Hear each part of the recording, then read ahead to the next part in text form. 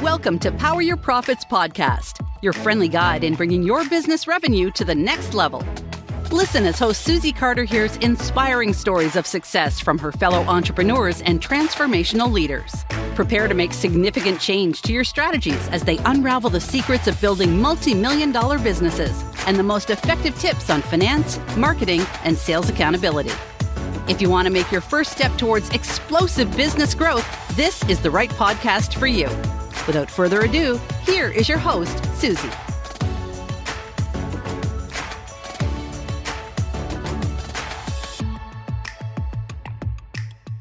Welcome to this episode of Power Your Profit podcast. I'm Susie Carter, your profit coach, and I'm so excited to have our guest today.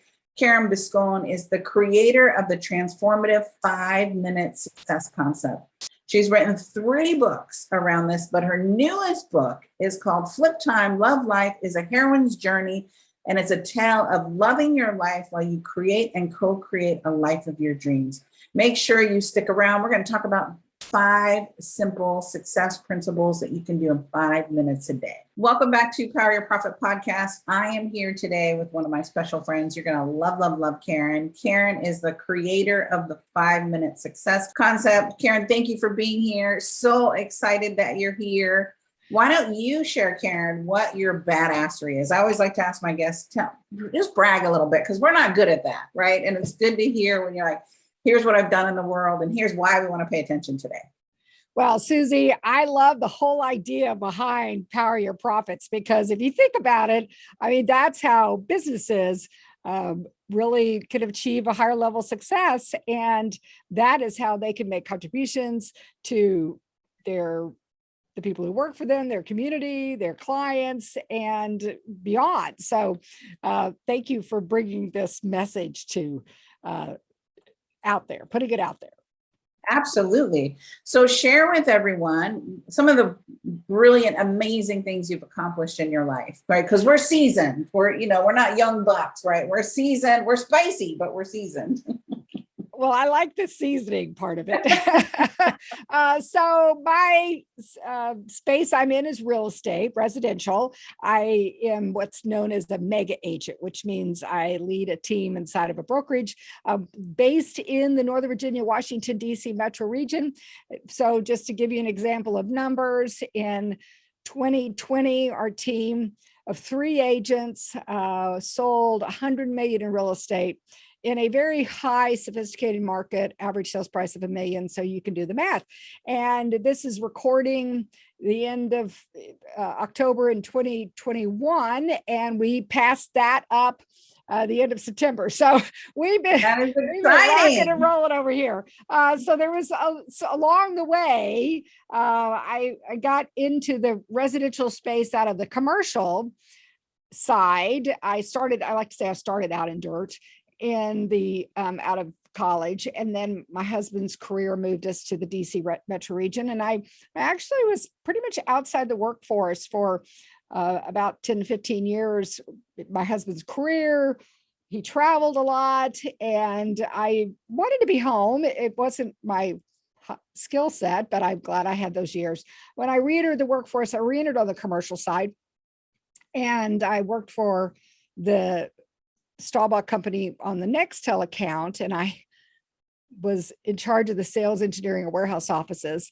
And if you've seen one sales engineering or warehouse office, Susie, you've seen them all. It was pretty boring work. However, at the time, it was during the tech bust, and there is no money in disposition. And I had an opportunity to stay with Nextel, but I was like, doing this? Who wants to do that? So somebody said, why don't you try residential? And I will just say 20 years later, at the time, this perception I had, and many people have, is those people on the residential side, they're all about the, people's personal feelings, and the residential side is kind of considered the soft skills of the business, whereas commercial people, they think they're doing all the hard stuff, the market knowledge, strategy, negotiation skills. Well, I found I actually have both. If you want to know my badassery, I am strong in both hard and soft skills, and I met with success very rapidly. That caught the attention of the number 10 agent in the nation. And I joined her team and we became partners in 2006. And then in 2008, you may remember what happened in real estate, but oh, girl, I lost a lot in 2008. So 2008, the financial markets crashed. Well, it also happened to be the same month that my business partner passed away. And so many people, met with challenging situations in 2008 and 2009 and beyond, but I had this double whammy. So I set about rebuilding the company, rebuilding the business, and amidst this really challenging market conditions. And along the way, my current business partner, Lizzie Conroy, joined me in 2009. And over the years, the next, 10 years, say, well, really more 5 or 6, we rebuilt the business and we're at a good level. And many people said, well, how'd you do it? Because again, I had this unique challenge. And I would share business practices and success principles and life hacks, if you will. And invariably, I found that people said they didn't have enough time to invest in their business and personal development. And I was like, well, I have time, and I know I'm doing a lot of things busier than you, so I don't quite understand this. So I would, to break down that limiting belief, I said, well, do you have 5 minutes a day? And this kind of stuck, this idea that you could achieve a high level success in 5 minutes a day. And my stories or my trainings were very sticky. People remembered them. And so that led to me writing a book. And that book, Real Estate Success in 5 Minutes a Day, was launched in 2016. And then there's now 3 other books and the 5 Minute Success podcast, of which you've been a guest. And I've kind of become a time guru. So my badasseries are real estate, sales, negotiations at a high level, running a team, mega team office, really a business. And then the book podcast, I call my creative endeavors. But then kind of my guru areas is time. Yeah, so let's talk about that, because I think a lot of entrepreneurs, I hear that, I want to say excuse all the time, right? Like really looking at what are the core principles of your 5 minute success, right? Because I think there's hype and then there's reality, right? Because some people are like, oh, okay, the 4-day work week or the 4-hour work week. And okay, well, what's hype and what's real? I'm not saying that's hype or real. I'm just, the hook name. So what would you say are the core principles of 5 minute success? So the core principles are really very applicable across industries and professions. And because I've interviewed over 400 people now on the 5 Minute Success podcast, and they all use these principles. So the first one is commit to get leads. Everybody does some sort of business development, prospecting, lead generation. And it truly is a commitment, because the people who sustain business long term, they're not on that roller coaster, which many people in sales are. And it isn't just sales. If you think about it, really, as I mentioned, every profession does this. So like if you think about your dentist does business development. If you think about your church, they actually call that evangelism. So they do business development. But sales is the most common field for prospecting, lead generation. But it's those people that sustain success and get off that roller coaster. They're the ones that consistently lead generate. They have strategies and success principles. And then the next component is consult to sell. So everybody takes their prospect, their customer, their client, their patient through some sort of process that quote unquote converts them. I call it consulting, because I find that if in the service of meeting the needs of the customer client, they convert themselves. So even though the most common, terminology would be conversion, but this idea of consulting to sell means that there's business or an outcome, there's results, there's something that happens. What often happens with salespeople, business owners, is they get on a hamster wheel of only as good as their next deal, only as good as their next client. They just repeat this over and over again, which, has good aspects to it. But what happens is they often burn out, right? So there's principles to do what I call connect to build and grow. That's Yeah. where you create scale, leverage systems to have a more ongoing, sustainable enterprise. And then people who achieve a high level of success and sustain it over time, they commit to success thinking, activities, and vision. So they have the vision of what they want for their business and life. They think about how to do it, and then they put it in action. Yes, as it includes affirmation and law of attraction and all of that, but there's also action and vision along with the thinking. And then all of that leads to the sweet spot of success. And when this idea came to me, I was like, okay, it's time has come in the world for this to come out, because it really resonated with people. Well, it's simple, right? So I want to make sure I got them right. Commit to get leads, consult to sell, connect, build, and grow, and then commit to thinking about success. Success, thinking, activities, and vision. Success. So it's all of them. Many people, they will do the vision board or they'll do the affirmations, but they need to put the actions together with that so that it actually can take off. I love it. And then how can one achieve a higher level of success in just 5 minutes a day? So this is the time component. What often happens with what I found with people is that they have the want to, right? They want to achieve a higher level, but then whatever it is happens, their life gets in the way. And so when people say they want to do something and then they are not, that I often share with them this quote by Lao Tzu, which he actually said 2,500 years ago. So we think this is a modern problem. It's actually age old. He said, time is a created thing. To say I don't have time is like saying I don't want to.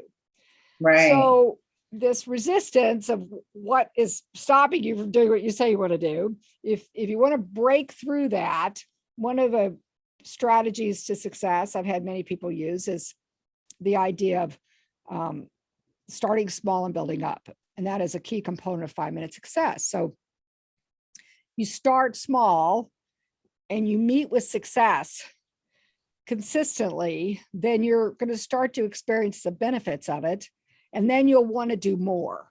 Many people just think about any new habit, right? Right. They have this grandiose vision, which seems like a great idea, but then they aren't able to implement it because they aren't able to sustain it. So I'm sure you've heard about mini habits and micro habits, but the idea is you want to build a habit that you actually will do and then sustain it. So then you start to experience the benefits. Then you can take on the next one. So that's really the key component of 5-minute success. What happens with many people who are doing personal and business development, they go to a training or they say they're going to read a book or whatever, and then they run out of time or they get busy with other things, and then they don't do it. So the first thing to do is to figure out how to do it. And this is one of the key ways to do that. So there could be several things that can happen as you start the 5-minute success principle. One is you can start experiencing, the snowball effect. Like you do it every day and it builds on it, right? Yeah. Some people experience the ripple effect. Like you'll start to do something and it'll have a ripple effect on other areas of their business and life.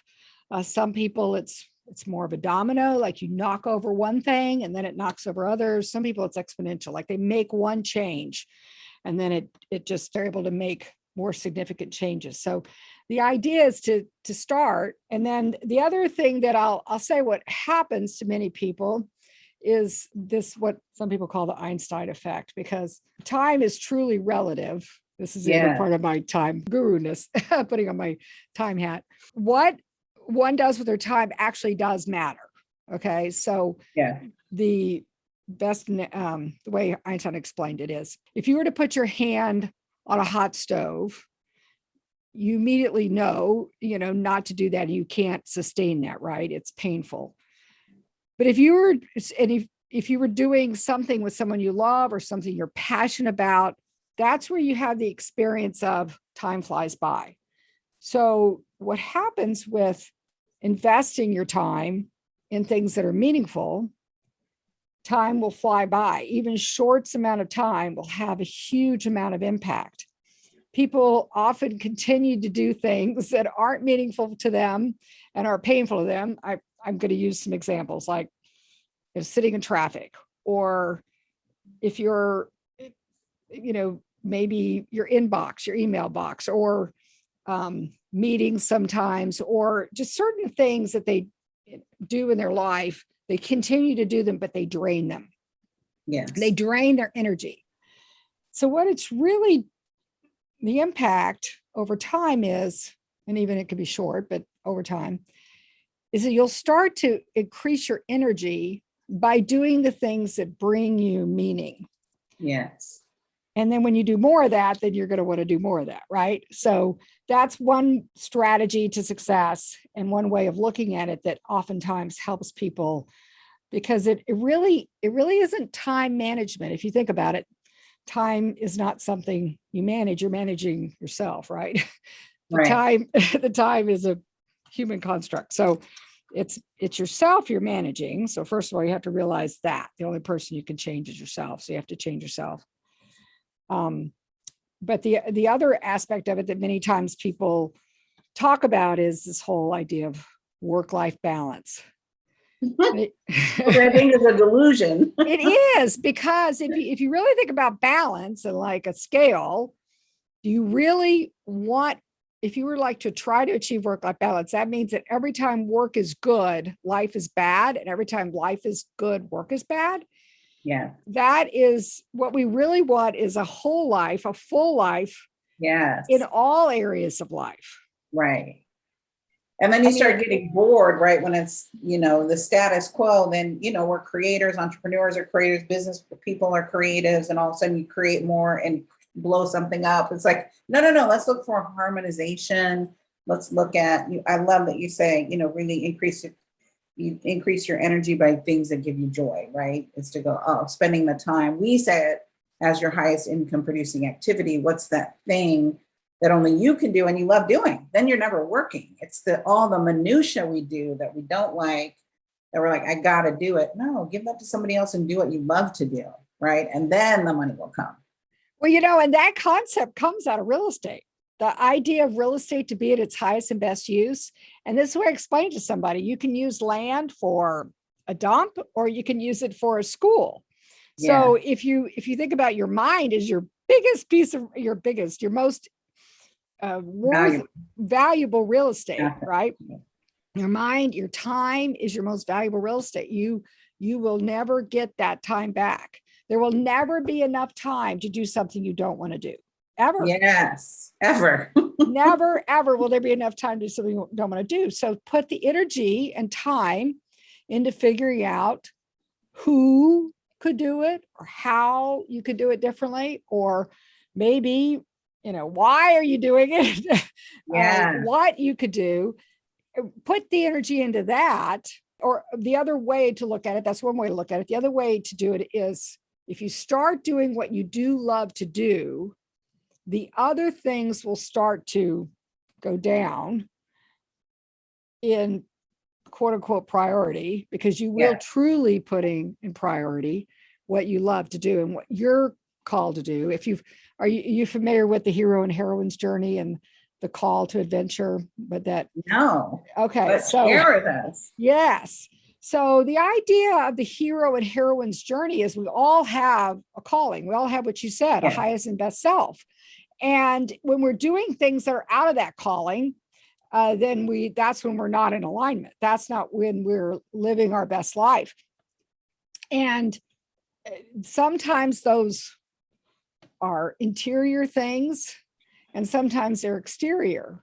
These disruptions in our life. The best example of a hero or heroine I could give you is Dorothy in The Wizard of Oz.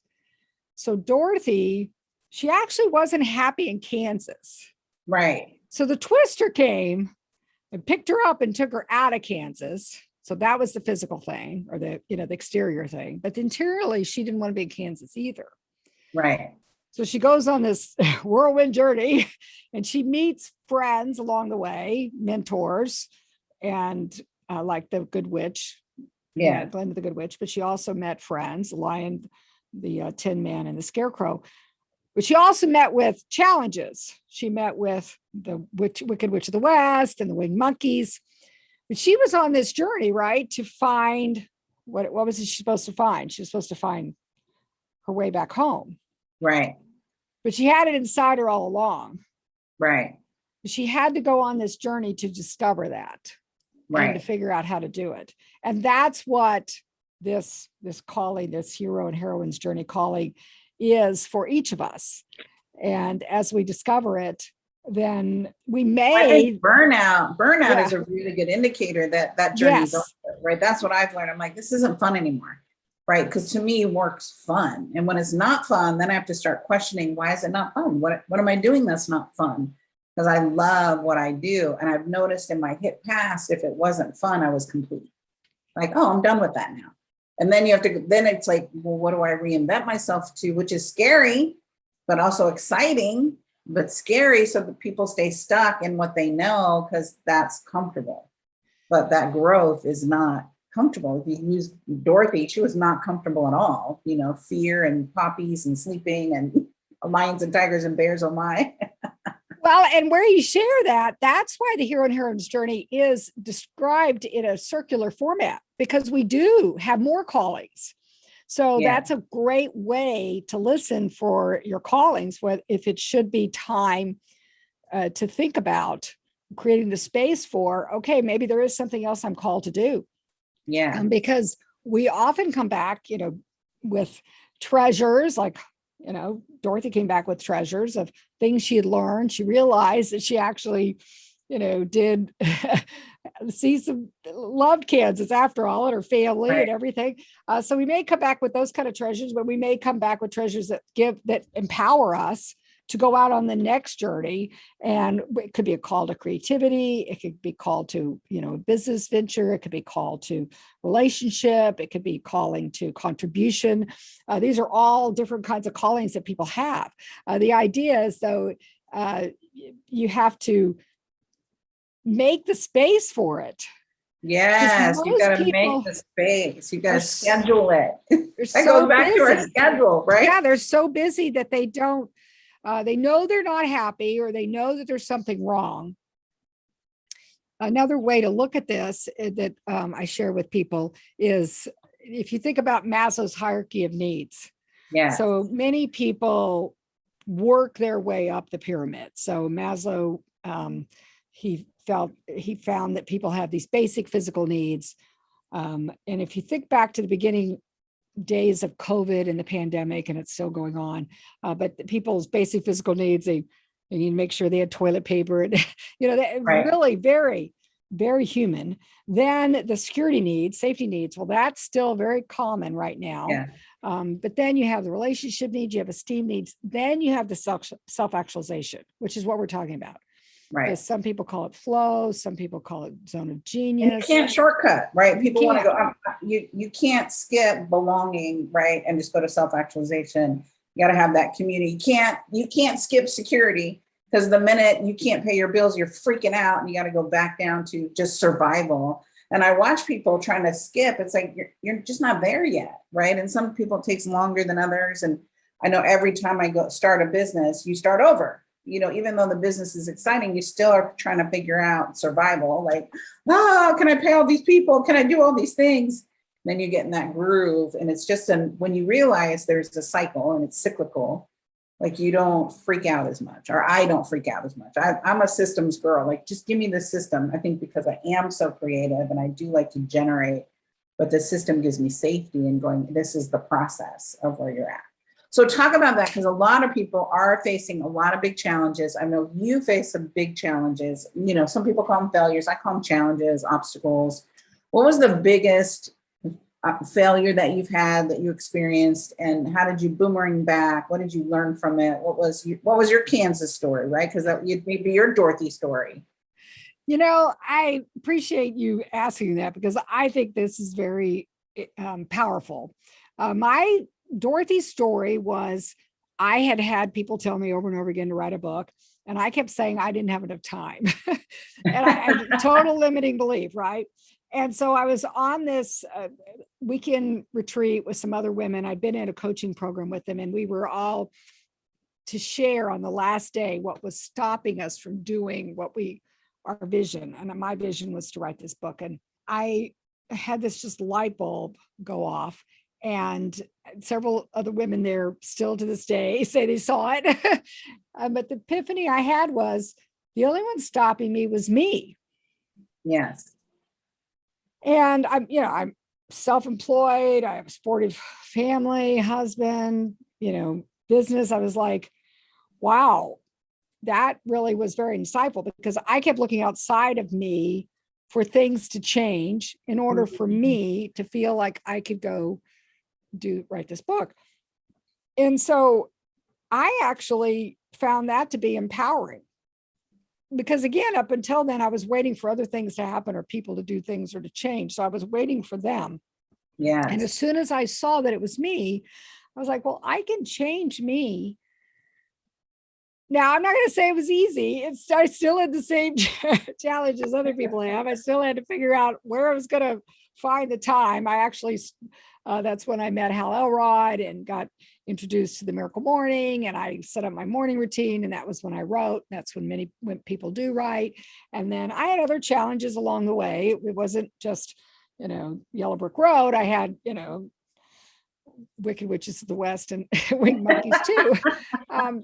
But I was living in alignment and true to what I felt was my calling at that time. And it really did empower me. It empowered me because no longer was I putting my life in what I viewed other people's hands or the market's hands or and that was very empowering. And since then, that is what I have found to be the failure was I waited so long. I mean, I didn't do that until 55. Right. So, but what it does for me now is I remember, I was like, whenever I start to experience those feelings again, then I can reclaim them. Well, I think sometimes, because I don't think it was too late, it wasn't the time, right? To go the caveat of the teaching, like what you had to put inside that book took 55 years, to get to that point, to see it in a way that can translate to business. Like we have to be accomplished, right? You can't just write a book, right? You've got to be accomplished in something. I like when people go, I'm going to write a book about what? I don't know. Oh, okay, well, I think we should really, like, what has been your hero story? What has been your sweet spot, your magic, and sometimes you got to go through get the bloody knees and the bloody elbows and the wicked witches so that you can see, that was the gift that was wrapped in sandpaper. That was my lesson that I needed to learn. That got me on the other side, right? Some of my horrific failures have been my biggest growth as a person, as a woman, as a mom, as a business owner. I don't ever want to do them again, but they were the growth that I needed and realized I had the, chutzpah to do it, right? To go, I can do this.